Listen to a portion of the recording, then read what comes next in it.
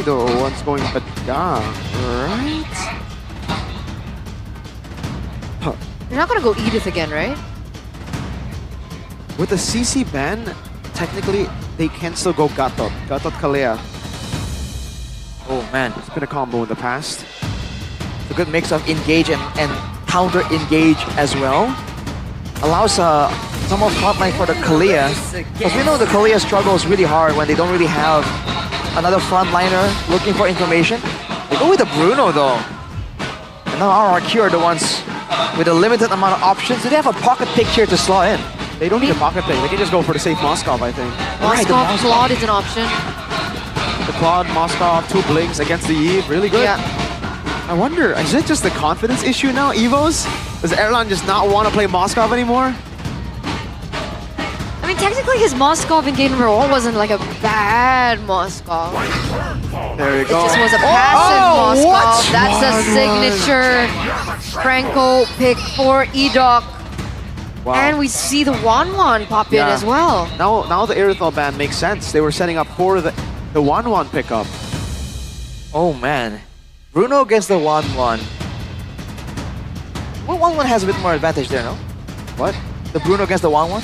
It's a skill matchup. Level 1, it's 1-1 with the Inspire, but Bruno can always just slide tackle away from weakness points. Just disengage? Well, interesting. RRQ though, they're really gearing for this snowball heavy style. I don't think this is a composition you want to take into the late game. They gotta go Gatot at this point, right? It has to be Gatot. I think that really works. Unless they want to get something that can just regen, can stay in the front like a Hilda or something. They just go Edith! again. Yeah. I was wondering if the Edith will get picked up again. What do you guys think about the drafts? I see the win cons here for sure for RRQ. But I think first neutral objective. Evils are looking to snowball early basically with this composition. Yeah. I feel like Evo they have enough they have a balanced composition, but I feel like this isn't a draft that is made to counter the early game aggression here. When RRQ are really trying to push that level 4, level 5 advantage, Evos are gonna really be forced to give up some lives here as sacrificial, as a sacrifice to really extend the game a bit longer. They're not really good at disengaging and getting out of trouble. Match point, ladies and gentlemen. Shinobi's back at home watching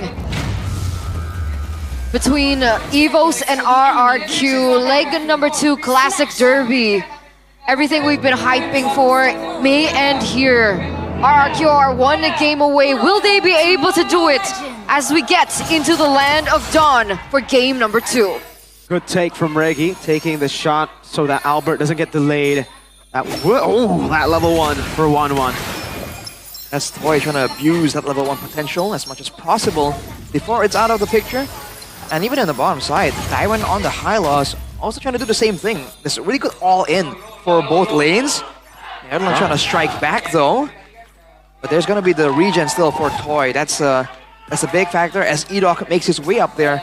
This Franco though, again, no one can really deal quote-unquote with the Franco. Anyone that gets hooked right now from Evos, they can't really get out. They can't really escape or nullify that pick-off threat here.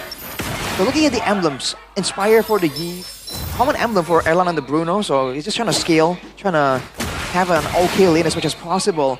But for RRQ, as you can see there, it's all of the utility, all the movement speed, and battle prowess, like the tenacities, because they want to go for all these brawls as much as possible and really avoid taking this game into the late game. We'll see if they can execute it as cleanly as they need to though, because if they make several mistakes here, Evo's draft in the late game seems a lot more flexible, a lot more workable than RRQ.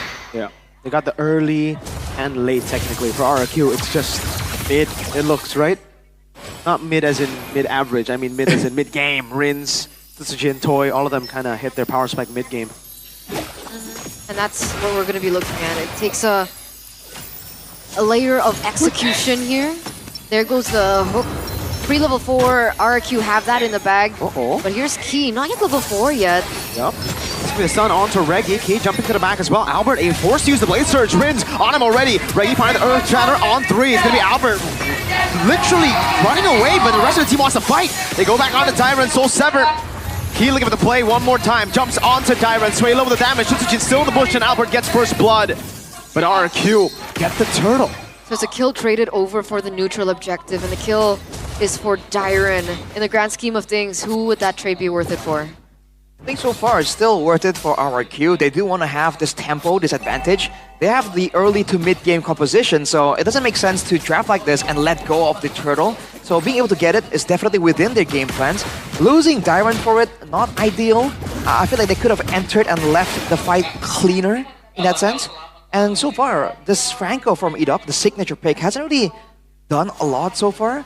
There's burst damage for RRQ, but it's still only Sutsujin, so they have to wait a bit longer before they can really nuke down and burst someone out. Sure, that's if he gets the hooks, because he hasn't really landed anyone just yet. Nothing too big, rather. Which is why the Franco pick was interesting, right? Sure, there's synergy with the Wanwan, but with the Jushin, you usually see something that has a lot more burst-heavy damage to kind of be the securer against that hook from Edok. But we'll see how this pans out. Edok, I think maybe just the fact that he's on his signature pick is already like a mental game against EVOs, because we've seen them really tread carefully around this Franco. By the way, is this Franco still sitting at 100% win rate? I believe so. Look at the stats for confirm that one. But I feel like maybe RRQ is looking... Oh, wow. He with an attempt on a read. That's a signature. Usually we say, Lubukan Baloy. You're not Baloy. Oh. Can't make those reads. Man, I feel like RRQ have so many more combos to pair with that Iron Hook. Anyone who gets lifted with that Lantern Flare, anyone who gets hit with a Law and Order by Dyron, gets stunned there, can always be translated into a hook. I wonder if that's the idea here. Everyone can technically set up for an Iron Hook, which means everyone has to be respected from EVOs. But Edok already preemptively throwing it out. Lantern Flare though. Earth Shatter already baited out. EVOs are taking it super slow, but this benefits RRQ. Remember, they don't have the best mid-game, or they don't have the best early game. EVOs definitely have the better one here. Turtle can be reset. Purple buff, Sutsujin on it. Albert is a level ahead, was a level ahead, but Sutsujin is just waiting in the bush. Reggie holding on to it. Glorious Pathway coming down. That's going to be Reggie jumping with the Earth Shatter, and now it's going to be key as well. Edok on that spot right now. That's going to be the retreat win for Albert. Sutsujin gets caught, but it's a crossbow tag over to Reggie, who's still on him. In the back, it's Dyron, the horse, Lone Stallion. That's Albert with the help of Suelo to grab the kill. A much better setup from the White Tigers in that previous engage. You do see them being able to get the kills, plus the neutral objective take as well, because of the fact that Sutsujin was held down for so long. And if you look at the drafts, it's just not the ideal way RRQ wants to take these fights. The EVOs are the ones that want to make a big moment happen when everyone's grouped up together with the primal wrath, with the real world manipulation, right? Yeah. RRQ wants to try and get something before that because they have so many ways to chase down. With the Glorious Pathway, with the Lantern Flare, right? There are combos available here to at least guarantee one person can get caught from EVOs. Now that there's no neutral objective. Oh!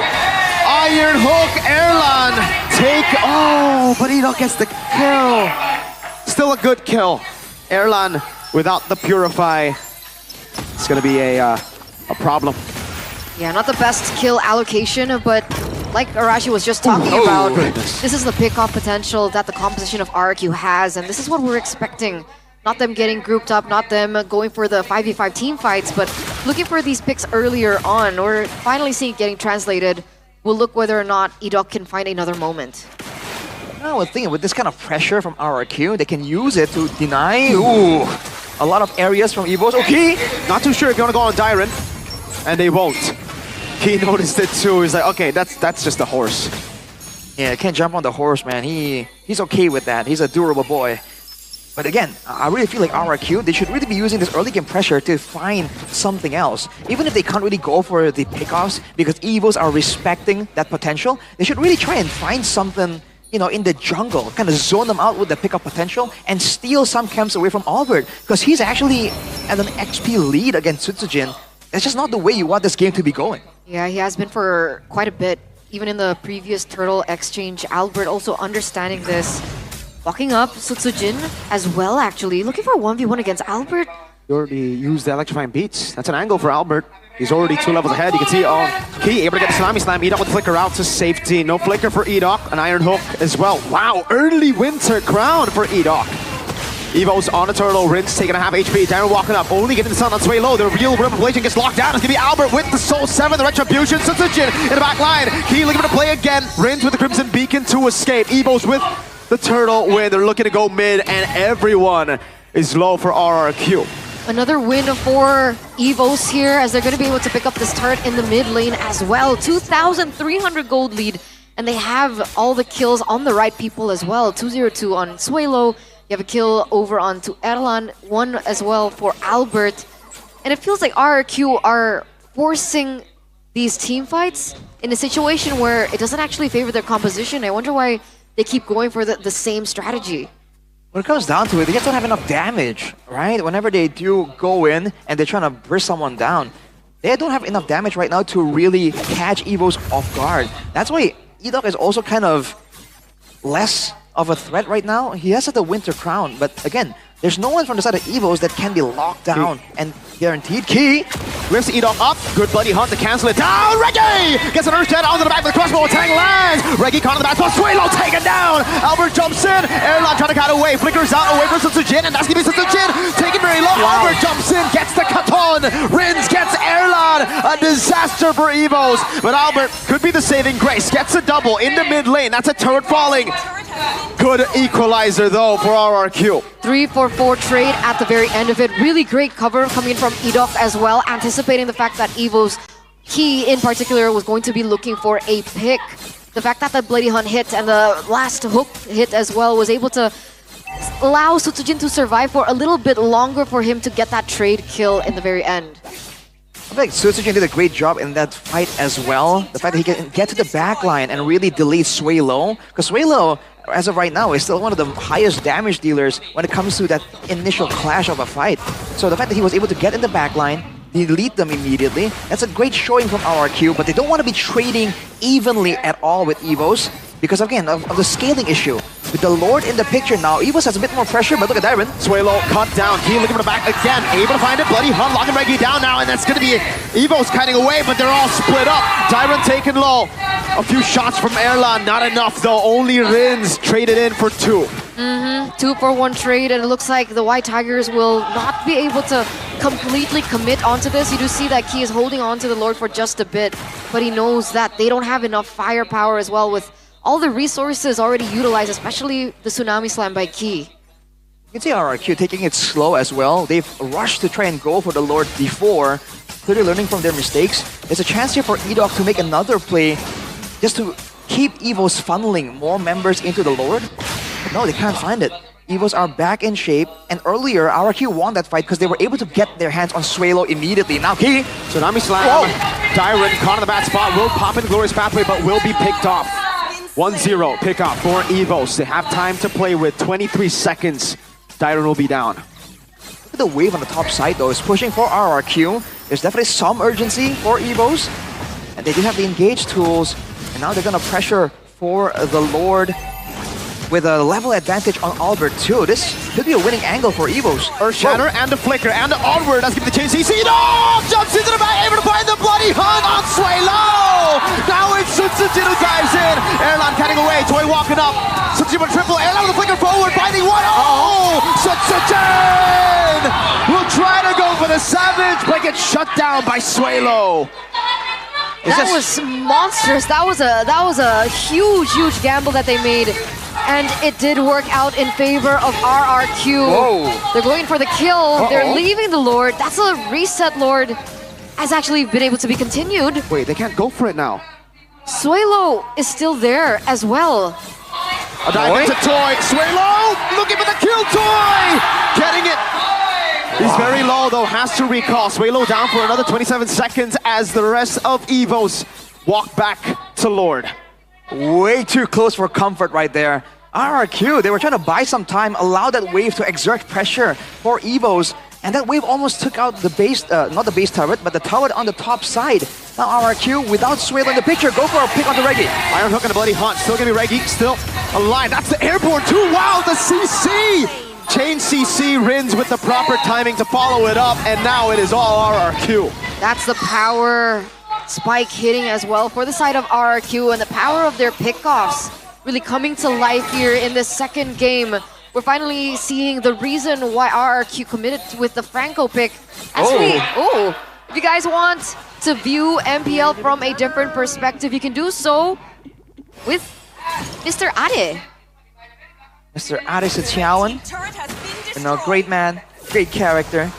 Definitely having strong opinions here, as always, about this match. And now RRQ, I mean, you're seeing again, the lockdown potential is definitely there. It's only on whether or not they have the damage to do so. Fortunately for RRQ, Toy was able to get the Malefic gun before that fight, so he has that damage. As Ade emotes onto the screen. Oh man. Now with a tier 2 taken down in mid lane, they're going to be looking for the full siege. The gold lead isn't like... The snowball isn't as much as RRQ would hope for in the mid game, but the fact that they have taken control of the game shows you again just how powerful that mid game power spike is of RRQ with this composition. But they're up against a Yves and a Bruno, great long range coming in. And Erlan, you saw earlier, does a ton of damage at this point in time. Already one item away from full build, but look at this now, RRQ. Can they find something? Finding the bloody hunt. RLBM though, lock them down. Toy gonna be taken very low, but Reggie gets slain! Rins picks up a Sky Piercer stack. Key sustaining. That's the Lord dealt with. They go for the conceal. Key's looking for the play on the Sutsujin! He finds it! Tsunami Slam coming down. Albert looking for play as well. Sutsujin gets away! Evo's unable to get a trade back. Albert always going for the chase there. Not going to be able to commit onto it. Sutsujin's still going to be able to escape. That's an inhibitor turret in the mid lane as well, taken down. RRQ pushing through with the pick-up pressure as the only tool they're using, and they're able to get 2 base turrets. Evos, that was unfortunate. That was the play they were trying to use to equalize, to strike back against RRQ, but Sutsujin makes it out. Now with 2 base turrets down, they have an angle to play that calculated style again for the Lord, the way they really want to. And Evos are the ones that are going to be stuck looking for a lot of these fights, again, mainly onto Key, and his options are only going to be Edok and Dairon for the most part, unless he can do something crazy and get his hands onto Sutsujin. For sure, we're taking a look at the items as well. We saw the Sky Piercer built in for Rins earlier on. Mirko mentioned 1 stack already in his hands. He's 1,100 ahead in gold compared to Suelo, who just secured the Divine Glaive. Still a lot of damage coming through from Suelo as well, but I think the gold lane is where we're looking right now. Erlan only less than 1,000 gold behind compared to Toy, and we've seen the late game Bruno. This was a strat that was meta for quite a while back then. Dairon, they're gonna all in onto Dairon. Rins in the back already. Dairon still able to survive. Glorious pathway. Oh, Evos. They've used almost, well, actually, only 1 ultimate for 2. Wait, I thought they used more. it was just a Tsunami Slam. Now without the Glorious Pathway, without the Crimson Beacon, RRQ's fighting prowess is not ideal, but they have a wave on top there. That's what they're trying to use, and Rins can scout so efficiently. The Purifier is still available. He's gonna zone everyone away. Reggie so far. Rins caught in the bad spot. Has to win a crown. Sutsujin takes it. Key looking for the kill. That's gonna be Edog with the bloody hunt, locking Erlan down in the back. Key unable to get Rins. A disaster for Evos. Only getting Dairon, and RRQ definitely will be happy with that. Even the base at half HP. No Erlan, only Suelo, Albert, and Reggie. This is a disaster for Evos right now. They want to be able to make it outside of the 7th zone. Already used up. Sutsujin able to escape. 70 seconds on Erlan. RRQ are going to try to play with this. 20 seconds for the next wave to spawn. Reggie has to buy a lot of time. Can he do it? Rins looking for the pickup. Reggie thrown back. Bloody Hunt will lock him down despite the flicker. The winning cry comes in as well. And RRQ will clean sweep Evos in the Classic Derby. Leg number 1, it was a 2-1 for RRQ. Leg number 2, they make it even cleaner. The Kingdom rejoices here in MPL Arena as RRQ cement their position at number 1 on the standings. Undisputed, uncontested. Evos will have to accept yet another defeat. Wow. We're talking about how the late game couldn't really work for RRQ, but they were able to play the macro so well there. And let's not forget that final play. We talked about how it's concerning that Erlan is scaling up, potentially having the items and firepower to take out RRQ, but he was shut down completely. The awareness for RRQ on their win conditions